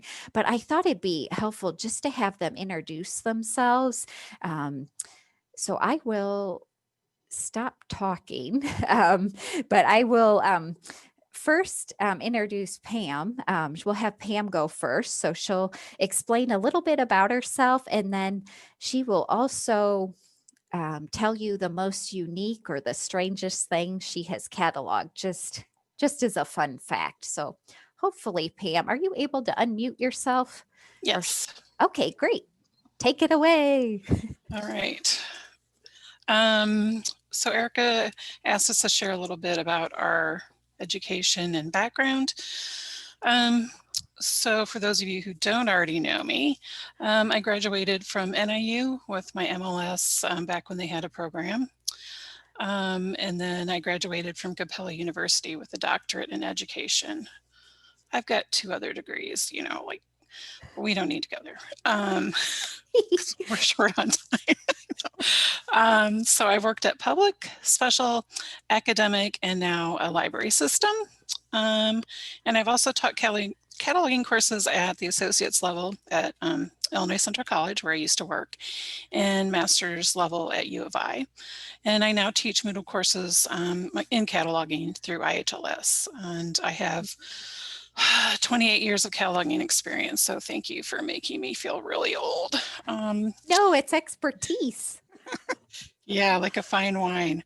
I've been working at IHLS for the CMC since March of 2015. I actually started out as a metadata cataloger, but I became the bibliographic project coordinator in October of 2018. I've got 2 cool things that I've cataloged. So I cataloged a human skull. It was a facsimile, not a real one.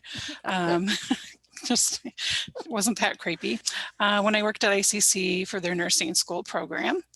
And then recently Mattoon Public Library received donations of Braille books between 400 and 450, but one of the first items that I got a catalog for them was the Declaration of Independence. And it has this cool tactile element of the Liberty Bell, as well as the US flags from 1777 and 1959. And it also has both Braille and English text, because a lot of the books just have Braille and that's it. And I like to touch things. So You're touchy-feely, literally. I know I am. Sometimes my children are like, although I haven't done that recently because of the pandemic, but so this book was like really like cool to me because I'm like, oh, I get to touch it. So it was a raised element of the Liberty Bell. So that's really that made me excited. I know. Now you know how weird I am. No, these are the details I think are just neat for us to know. But again, the point of this is just so that our members understand there's actual people doing this quality cataloging, not just robots. Yeah. Yes, we're real people. Okay, thanks, Pam. Let's jump to you, Sherry. Hi, my name is Sherry Schuler-Faust, and I began cataloging in the summer of 1996 at the Edwardsville Public Library. I trained mostly under the tutelage of Lynn Fields and Deb Fritz, taking courses throughout several years, doing all of Deb Fritz's classes that were usually weeks long, like you went somewhere and you learned them, you just did book cataloging for an entire week, whatever. After I left the Edwardsville Public Library, I was an independent contractor for about 6 or 7 libraries. So I would usually, what I would do is I'd travel to their library and do their cataloging for them. And then if I still had time in the day, I'd go to the next library. And I did that for 2 years.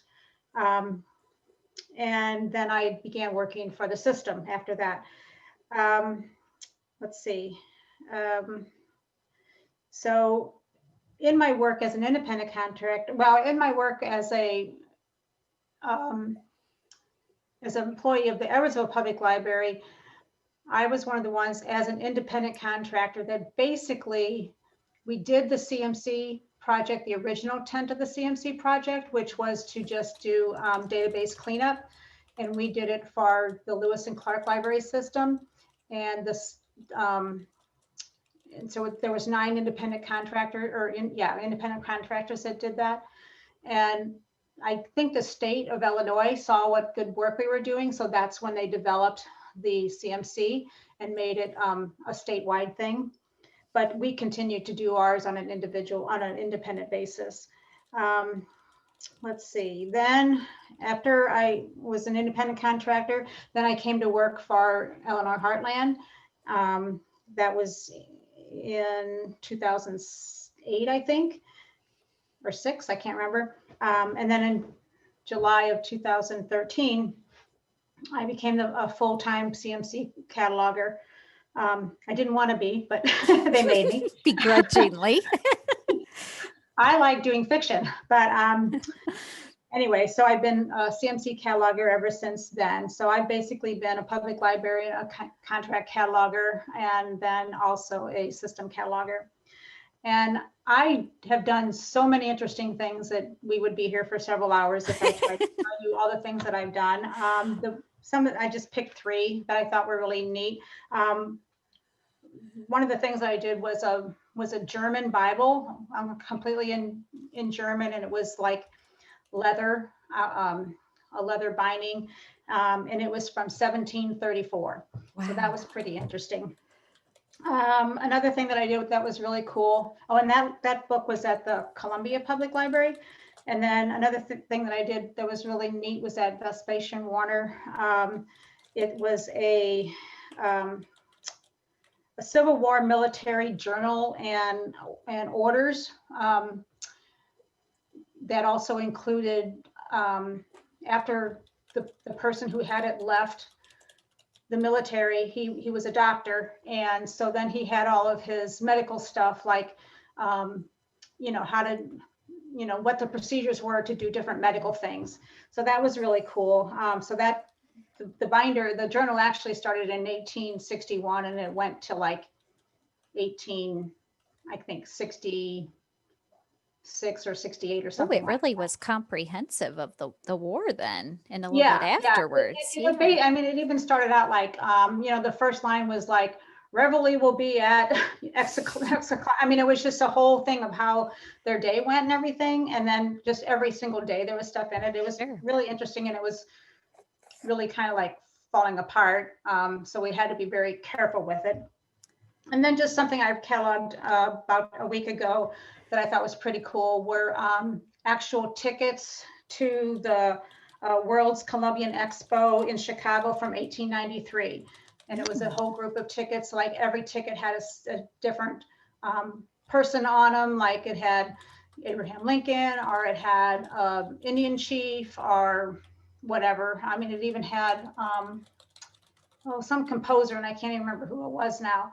But it was like individual tickets to admit you into the fair in 1893. So that's really interesting. Lots of cataloging expertise for you too, Sherry. Thank you. We're looking forward to working with you. Yeah. Okay. Before I have Ian go, let me just show this slide about these upcoming cataloging events since we're 1 minute before noon. So we'll have a virtual office hours 2 weeks from today, 11 a.m. If you can drop in and ask questions about anything cataloging related.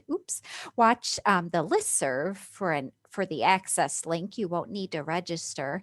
We'll also do our database meeting mid-January here on the 14th. So stay tuned for for registration information on the listserv. And then we'll schedule additional cataloging request roundtables as necessary. So we're going to go ahead and continue the meeting. We'll keep the recording going. I do apologize to the CMC. We've reached noon. I thought we were on time, but famous last words, especially coming from me. So if you need to go ahead and head out, certainly do so. But like I said, let's keep going because remember, we're recording this. So our members can watch the recording for the part that they've missed once they've left. So thank you for joining us if you're headed out. Okay, let's jump back up. Okay, let's jump to you, Ian.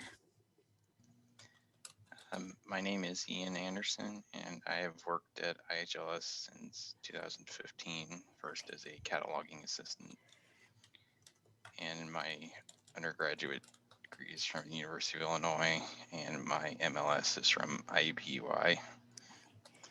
And my last summer living in Indianapolis, I interned at the Benjamin Harrison presidential site.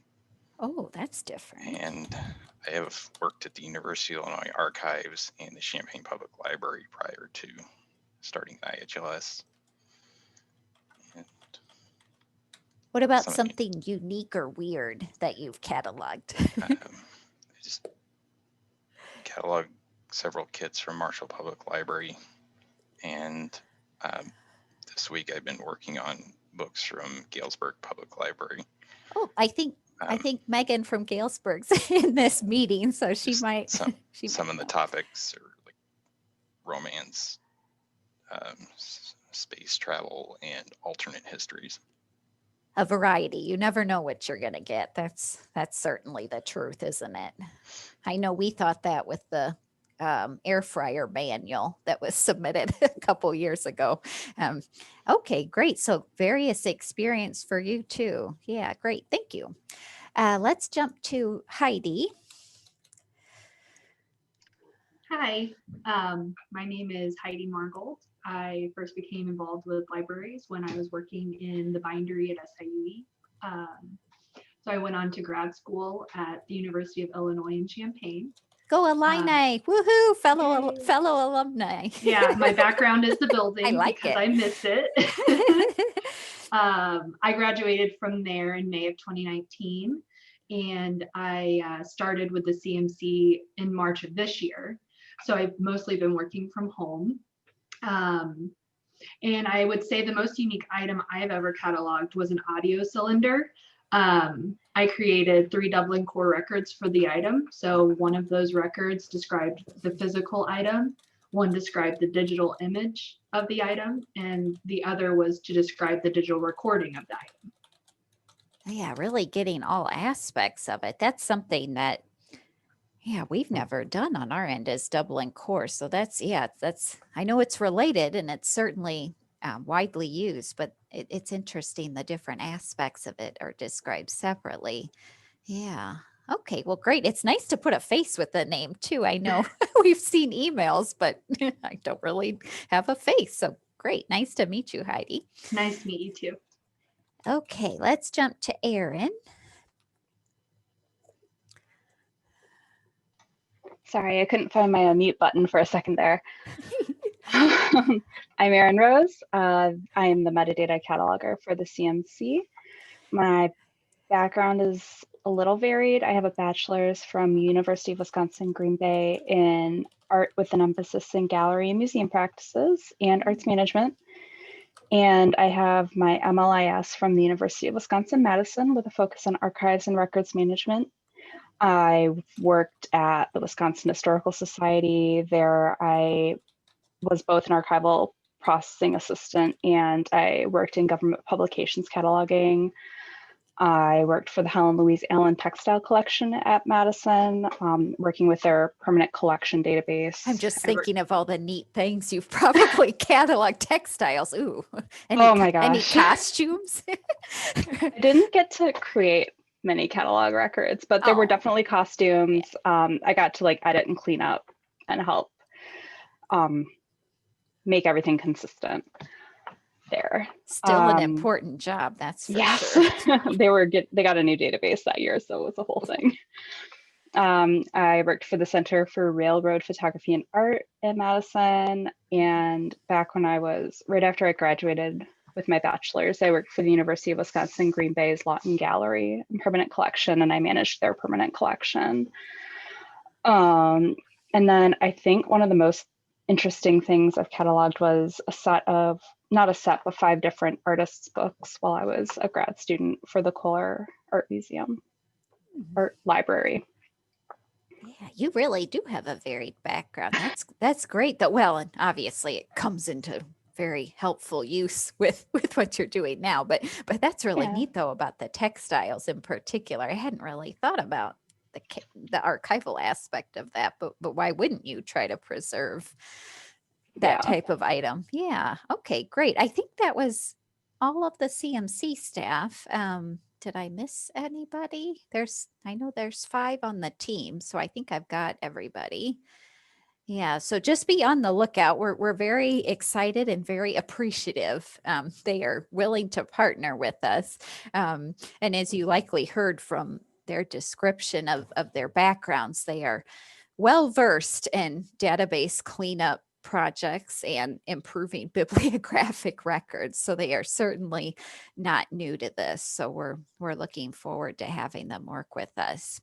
And for their flexibility with the timeline. I know Pam and I first started to talk about this back in October, and when we actually started to timeline things, this probably isn't until late spring into summer we'll actually move forward. So thank you for being flexible with us too as we try to move forward. Okay. Most of what I've mentioned about this last phase, remember, this will hopefully take place about a year from now, if not a little bit sooner. We've talked about earlier in this event how there were some libraries are cataloging at what we call an advanced level, editing, upgrading, and creating original OCLC bibliographic records. Certainly, we don't require you to do this, and remember, we don't provide the training since there's experts, the CMC among them, also Rails and other continuing education organizations that really can provide that more in-depth training on advanced cataloging topics. But we do realize some member libraries catalog at this level, and we're certainly not trying to stop you from cataloging at this level. We recognize you have departments. This is in job descriptions. This is the way your library is staffed and structured. But like we mentioned earlier in this event, we're just trying to move towards having some standards that those of us cataloging at this level, including the RSA Cataloging Department, that we agree to use as we're doing bibliographic descriptions, just trying to provide some consistent quality description. We realize, though, we're a database of over 1 million bibliographic records. It's impossible for everything to be done exactly the same way. But this is an area that we know we could do better in. And again, with the goal to help the patron experience, whether it's discovering items or understanding their content to decide whether or not they actually want to obtain that item. So we know we can do better with this, but certainly putting it towards the end of the phases doesn't mean it's any less important.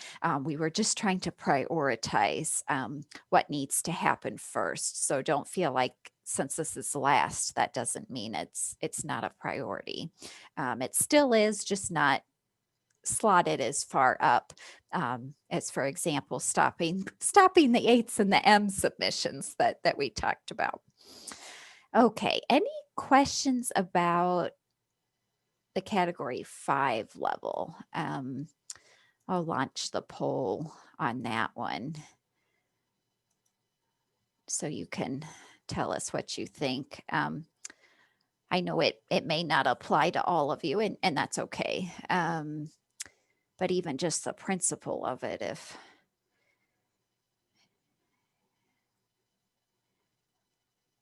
okay, looks like we've got about half. There's still 27 of you in here. So thank you for staying in here. We just had a few drop out. So we should be done here in the next 5 minutes or so. So thank you for staying in. We've still got the majority in here. Okay, it looks like we've stopped. Okay, good. It looks like there's agreement for doing this. That's good because again, we're not trying to, like I said, crack down or or prevent anyone from doing anything. We just want to make sure those libraries that are doing this, we're on the same page about descriptive practices. So we can try to ensure a better patron experience, less confusing, more consistent. Okay, that's great. Okay, let's see. I showed this slide briefly, remember about 10 minutes ago in case some of the registrants needed to, excuse me, head out since we reached the official ending time. But we will have our virtual office hours coming up in 2 weeks, 11 a.m. Remember, you can drop in, ask your question. Lisa, Jennifer, and I will be, what's the right word? We'll be running it. Mostly Lisa and Jennifer. I'll be lurking in case there's a question I need to chime in on, but they'll mostly be running it. And the good thing about these events is you can just ask your question and leave. You don't necessarily have to stay in there the whole hour, and unless you want to, just to see who comes and what's asked. Yeah, so we'll get that scheduled here next week, and a listserv post will be sent. And then, like I mentioned as well a few minutes ago, we'll have our next database committee meeting in mid-January. Same time as we always do, 9:30 to noon, same place, Zoom. So we'll get that scheduled as well, hopefully before the holidays, but we'll certainly send a reminder in the new year. It's definitely crunch time right now. So, okay. And then like I mentioned as well, we'll do additional roundtables as we move further along into these different phases. Mostly we just want to provide our members the opportunity to hear the information and to ask questions and share just how you're feeling in these polls. So we'll certainly do more of these, and the CMC staff will listen in as well, and may even too have some information that would be helpful to share as they start to process the backlog. So they'll be here as well. So just stay tuned to the listserv. I didn't put it on here, but there's going to be at least 2 listserv posts announcing the January 5th phase. One before the holidays, and then one probably the day before, because really that week before is New Year's. So there'll be a couple listserv posts about the January 5th changes coming. So look for those as well. Okay, final call, so to speak. Does anyone have anything else at this point before we go ahead and wrap up for today? Remember to reach out to me if there's something you'd like to talk about one-on-one, or connect with us at the office hours. Okay. I just wanted to, oops, I see a question from Kate. How many firstborns like myself are catalogers? Based on most birth order books, we are rule meisters, so cataloging rules would fit well and occasionally be frustrating. Oh yeah, we like our rules, don't we? I will say I'm the baby of the family. Pam's the middle child. Yeah, go ahead and chime in if you'd like. Yeah, Ian's the baby too. Yeah. Well, I think if you're the only child, I think you're naturally like the go-getter and goal setter. That's been my experience, at least. I'm sure that's not always true, but the only children I've known have really been motivated and have a plan. Yeah, Jennifer's the baby. Yeah, Julia's firstborn. Yeah, just interesting. Yeah, thanks for sharing that. Yeah, Vanessa's the oldest. I feel like Vanessa, I'm not trying to make light of the situation, but Vanessa at Havana Public Library, she has needed all of the organizational, like, get this place in shape characteristics she has needed since she became director there. So that's good. You were the oldest and likely had that drive. Yeah, it's true. Sherry's the middle. Okay. Yeah, it's just interesting, isn't it? Much like the unique items. Okay. Well, thank you again for joining us today, especially staying 15 minutes late. I apologize again for running over. I feel like that's always my style, no matter how much I try to plan. So thank you too for the CMC for hanging on here. Again, we just want to thank you for your cooperation as we make this change. Really, not just in January, but really these all 5 of these phases, because remember, we're trying to figure out how we can better support you and make this more manageable, both for you and for us. And remember to contact us if you have any questions or concerns at any point. But I think with that, I'll wish you happy holidays and stay safe. And I think we're ready to conclude for today. Yeah. Oh, you're welcome, Faye. That definitely goes to the team. Yeah. Faye says, thank you for all you do and doing it so well. Yeah, they try to be thorough. Yeah, their efforts are much appreciated. They've kept a positive attitude as the tide has been rising, that's for sure.